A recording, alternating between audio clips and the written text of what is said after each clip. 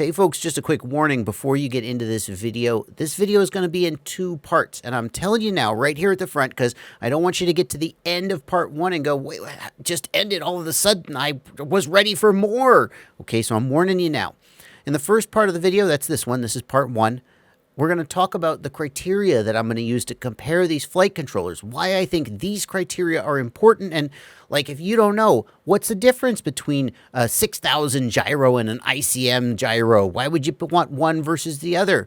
Or if you're like, what do I need 5 UARTs? What is a UART anyway? Those are the kind of things that I'm going to discuss in this video. And then in part two, we're actually going to get to the flight controllers. And I'm going to be like, well, okay, if you're like this, then here's the one you want. If you're like that, then here's the one you want. And actually stack the flight controllers against each other. Okay, enjoy this video and look forward to part two. Let's get into it. I'm Joshua Bardwell, and you're going to learn something today. My flight controller shootout videos might be the most popular videos on my channel. There's so many freaking flight controllers out there, all different features and specs, and which one's the one that you should buy? Well, I'm going to help you figure it out. Stay tuned.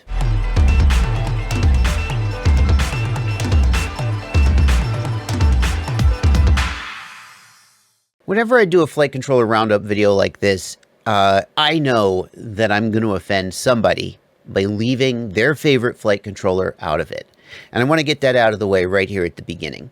There's so many flight controllers out there. That's part of the problem, right? If it were just a few, it'd be easy for you to decide which one you wanted. There's so many out there and so many good ones that if I were to try to include all of them, the video would be 87 minutes long. There'd be 47 flight controllers in it, and I wouldn't really be helping you. You already know there's a ton of good flight controllers out there. Which one should you really be looking at? So what I've done here in this video is I've tried to strike that balance between including the major ones that I'm aware of, that I notice, that I think stand out, and that I think are worthy of your attention. But if I leave your favorite one out, rest assured, well, that was kind of inevitable and nothing personal. Okay? These are just the ones that stand out to me. Let's take a look at what they are.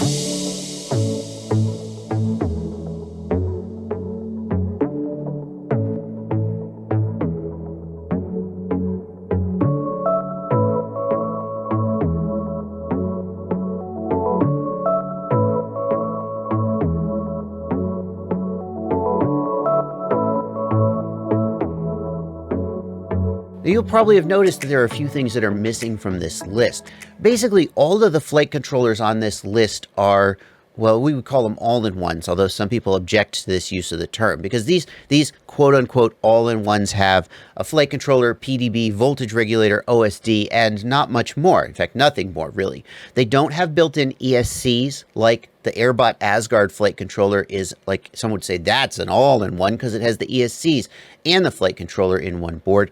And they don't have even more stuff like the Emax Magnum stack is a flight controller. It's a 2-board stack with built-in not just ESCs but also receiver and video transmitter. Okay, I'm leaving that style of board out of this roundup. Maybe it'll put it in its own, but I feel like the kind of person who's looking for that level of integration probably is a different person than the kind of person who's looking at the kind of flight controller that I've got in this roundup. So the first thing I'm going to do, as I usually do in these shootouts, is I'm just going to run down the criteria that I use to compare the boards. If you didn't understand what I mean by one of the criteria, or if you just don't agree with the importance that I place on one of the criteria, that can affect whether you end up agreeing or disagreeing with the decisions that I make. And the point of these roundups is not for you to agree with my conclusions and I'll just tell you this is the best one. That would take me 30 seconds. So you could just go buy it and then that would be the end of it. No, the point is to help you decide which one is best for you based on these criteria. The first criteria then is price. Not much to say about that. The second criteria I want to focus on is the number of UARTs that the board supports. UARTs are serial interfaces. They're used to talk to your receiver. If you're doing telemetry, a UART is used for telemetry, ESC telemetry, smart audio. All of these features use a UART. And if the board doesn't support enough UARTs, then you won't be able to do as many of these functions at the more UARTs the board supports, the more you can do at the same time. Not everybody needs the same number of UARTs. If you're not interested in doing smart audio, for example, I don't know why you wouldn't be. It's awesome. But if you did want to do smart audio VTX remote control, then you might not care if a board had an extra UART that would let you do that. So a good exercise for you to do is to sit down before you look at this Roundup and think about how many UARTs your board is going to need. If you're using a serial receiver, you'll certainly need 1 UART for that. And most, if not everybody today, should be using serial receivers. If you're doing telemetry, and for example, some Spectrum users won't be using telemetry, but FreeSky users typically will be using SmartPort telemetry. You'll need another UART for that. If you're doing smart audio, you'll need a UART for that. If you're doing ESC telemetry, you'll need a UART for that. These are some of the major uses for UARTs. If you have a RunCam split, you can remote control the RunCam split with an additional UART if you want that. If you're doing Crossfire, you'll need a UART TX and RX pad. Crossfire does telemetry and the receiver on the same UART using both a TX and RX pad. And that's where this next slide comes in. Number of same UART TX and RX pads available on top of the board. This applies to Crossfire for sure, but it just applies in general to if you have a bunch of peripherals you want to wire up, having the TX and RX pads on top of the board easily accessible definitely makes your life easier. Does the board support SmartPort without the uninvert hack or soft serial? SmartPort telemetry from SBus is an inverted protocol, and what that means is that either the designer of the board has to give you an inverter on top of the board. If you look at some boards, you'll see like a tele or an S-port pad specifically for that, or the other way you can work around it is to do a thing called the uninvert hack, where you solder to a pin on the inverter on the receiver, or you can use soft serial and resource remapping to get it done as well. These are various ways that you can accomplish this, but if the board designer has given you a way to do it without having to jump through hoops, of course, that's a little bit better. Number of motor output signal pads. Now, all of these boards have at least 4 motor outputs, but some of them have 6. Obviously, if you're going to build a hexacopter, you want 6, but in all cases, actually, the additional 2 pads are little tiny pads somewhere scattered throughout the board, not very convenient to solder to. You can use them, but it's not ideally designed for like a hexacopter. I think what they're really there for is to give you additional outputs to use if you want to use resource remapping to do something like put soft serial on there, or to remap some other things. Sometimes you can, if you need an I2C output, I squared C is the right way to say it, I know. I always, anyway. If you want that, you can remap that to the motor outputs. Basically, those motor outputs, they're just as much for additional resources that you might want to assign to them as they are for using for motor outputs. By the way, if you accidentally lift a pad on one of your motor outputs, that's another reason why it's nice to have a couple spares on the board, even if you're not doing any of that fancy remapping stuff that I talked about earlier. Separate signal ground pads. This is something that some people care a lot about and some people don't care about at all. Some people feel that adding a separate signal ground wire can cause there to be cleaner motors, less signal corruption. Other people say that with the very, very short wires that we're using on these modern builds, that it hardly matters. And by the way, don't forget, you can always solder your signal ground wire from your ESC to the ESC power ground pad. It's a little bit of a hassle to have to solder 2 wires to 1 pad, but it's not the end of the world.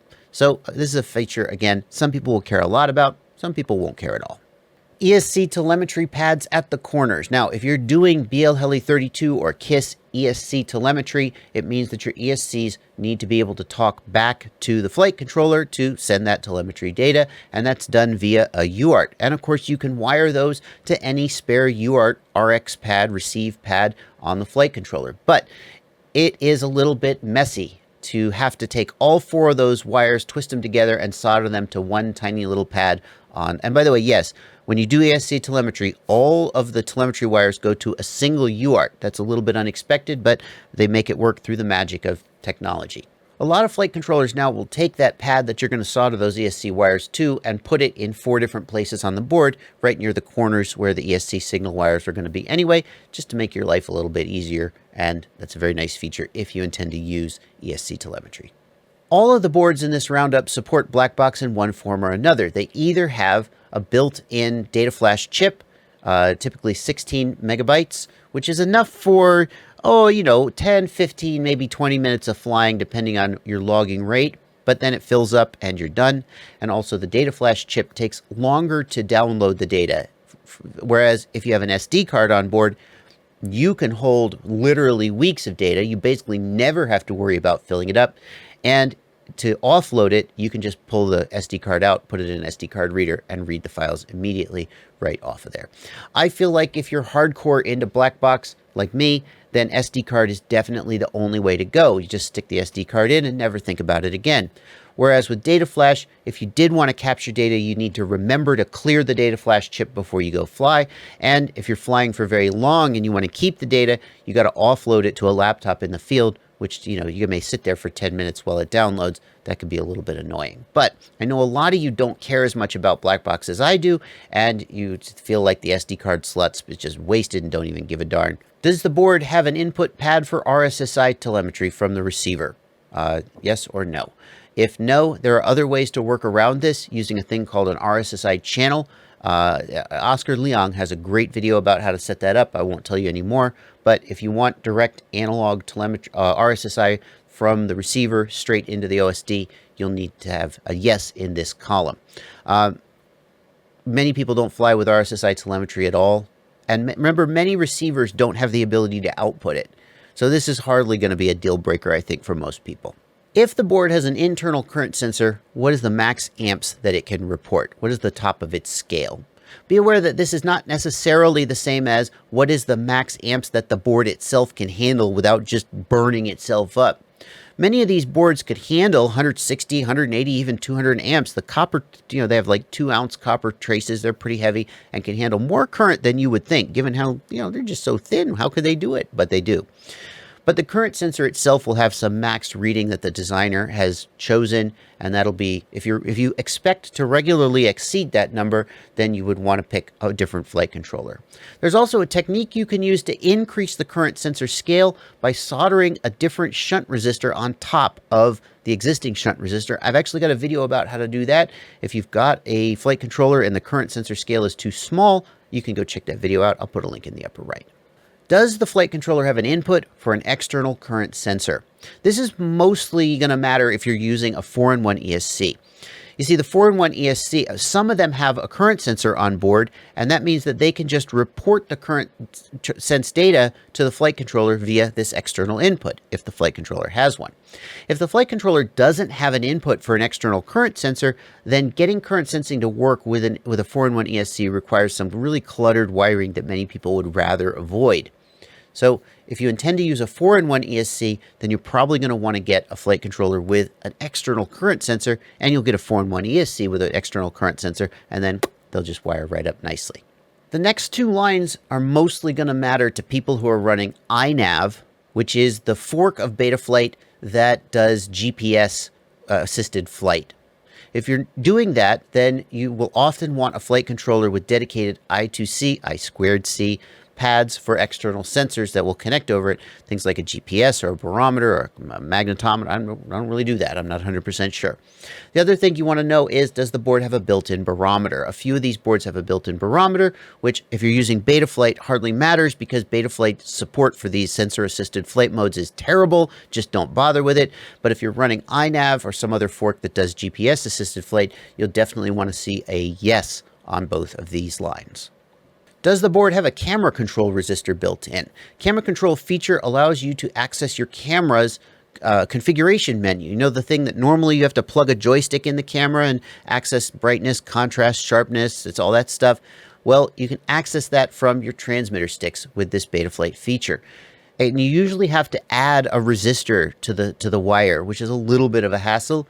If the board has a camera control resistor built in, then you wouldn't have to do that. If you're not interested in the camera control feature, then this doesn't really matter to you. And also bear in mind that some cameras still need additional circuitry, like a capacitor, in order to get this to work. So this is not 100%. And adding the resistor is not that big a deal anyway. I mean, it's nice, but it's not the end of the world to have to do it. So I wouldn't consider this to be a deal breaker feature, but it is certainly nice to have if the flight controller you're looking at happens to have it. All this fiddling with resistors and capacitors to get camera control to work will be solved when Betaflight supports the DAC output for camera control. When it supports that feature, then we won't have to deal with all this stuff. It doesn't support it today, but a few of these boards have the DAC pad ready to go so that when Betaflight does support it, camera control will be even easier than before. However, again, if you're not interested in camera control, then this doesn't really matter. And it doesn't work today anyway, and it's unknown when it will work, so not a deal breaker. The gyro line has gotten really interesting lately. Most of these controllers have an MPU 6000 gyro, and that gyro has great noise resistance.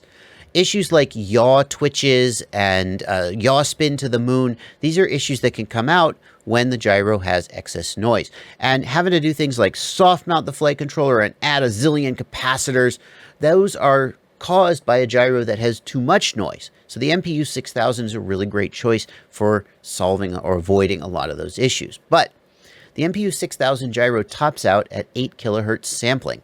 And until recently, I would have said, it doesn't matter. Betaflight's not really doing anything with 32 kilohertz sampling anyway. Yes, Betaflight supports 32 kilohertz sampling, but you turn it on and there's a 50-50 chance your quad will fly much, much worse. And you just turn it right back off again and go, well, that was a waste of time. Except you may have heard that Kalen Dorr, who is the main Raceflight, he is Raceflight, and he has actually started contributing to Betaflight recently, and 32 kilohertz sampling is that's his bread and butter. And he's got this new thing that he's starting to work on called Kalman filters, Kalman, and they're in a pre-release fork of Betaflight that you could actually download now if you were brave, and the people who've flown it are like, oh, hey, this is something to this. You may recall a while back I did a video about 32 kilohertz sampling in Betaflight, and I said that until we get some fancy filters that really take advantage of that faster sampling rate, there's no point to it. Well, this is the fancy filter I was talking about. In fact, I think I even called it out by name in that video. So if this trend continues, we may see even in Betaflight 3.3, which is, I think it's supposed to come out around March. You can't hold me to that, but at that point, 32 kilohertz sampling may be a lot more exciting than it was. So it's a little bit tough decision today. The MPU 6000 gives great noise performance today, but it does not and it will not ever support 32 kilohertz sampling. The ICM series of gyros like the ICM 2602 and the ICM 2689, they support 32 kilohertz sampling, but they're a little more likely to have issues with noise today, and you may need to be more need to soft mount or add capacitors or that kind of stuff. I feel like that one, it's tough to call which one's going to be better. So you just have to decide for yourself. Does the flight controller have a 4-in-1 plug header? What this means is that a lot of these 4-in-1 ESCs will have a little plug header with the signal wires. Sometimes it's got current sensing, sometimes it's got VBAT in it, and they'll just plug right into the flight controller, no soldering. If you intend to use a 4-in-1 ESC, then take a look at what is in the 4-in-1 plug header, because that's not a universal standard. They'll always have the 4 signal wires. They'll typically have a ground wire, and then sometimes they'll have 5 volts to power the flight controller. Sometimes they'll have current sensing. Sometimes they won't. So don't assume that just because your flight controller has a plug header that it's necessarily compatible with your ESC. But if it doesn't have a plug header at all, or if it does, that's what this line will tell you. The last 2 lines here pertain to crossfire support. Now, if you don't fly crossfire, obviously you don't care about this, but ever since I released my flight controller, I've actually been surprised at how many people do care about crossfire support and are flying crossfire. It's not just a niche thing anymore. Now, crossfire doesn't require anything special from the flight controller. It just needs a TX and an RX pad from the UART. But so many of these protocols like SBus and SmartPort only need an RX or only need a TX pad, and board designers have gotten used to working around this and are not always breaking out the TX and the RX pad from the UARTs because they figure, who needs it? So what I've done here is I've got one line saying whether the board can support crossfire and smart audio at the same time. And if you look at, like, for example, my flight controller, it can support that, but you got to give up the LED strip pad and use resource reassignment to put soft serial on the LED strip pad, and then you use soft serial for smart audio. and you're good to go. But what if you wanted to use LED strip as well? What if you have programmable LEDs? Well, on some flight controllers, like mine, you're out of luck. So that line tells you whether you'll be able to do those three things all at once. And then the final one, if you want to do crossfire, smart audio, and ESC telemetry and LED strip, that's what the next line is. Basically, it pertains to how many UARTs are broken out on the board and how the pad layout is to allow you to do all of these things at once without having to jump through any hoops. Having told you about all those criteria, I am now going to do something really uncharacteristic for me. I'm not going to just sit here and read you this spreadsheet. No, in fact, you can get access to this data directly, and you can dig through it, and you can kind of decide for yourself which one you think is best. What I'm going to do now is I'm going to just go through these boards and kind of give you like a high-level synopsis of what I think stands out about the board. A few notes for some of the boards that aren't in the spreadsheet, so definitely pay attention to those. And then we'll close up with a discussion of who I think each board is the best for. And that is what we will do in part 2 of the video, which will be coming out probably tomorrow, maybe the day after. If you want to go ahead and get started looking at the spreadsheet I've been kind of showing you, but not really showing you, link is in the video description. You can go start digging into the data and making up your own mind, but definitely do come back for part 2 of this video. There are a few little gotchas that aren't in the spreadsheet that I think are kind of important. Thank you guys so much for watching. If you got any questions, leave them down in the comments. As always, happy flying.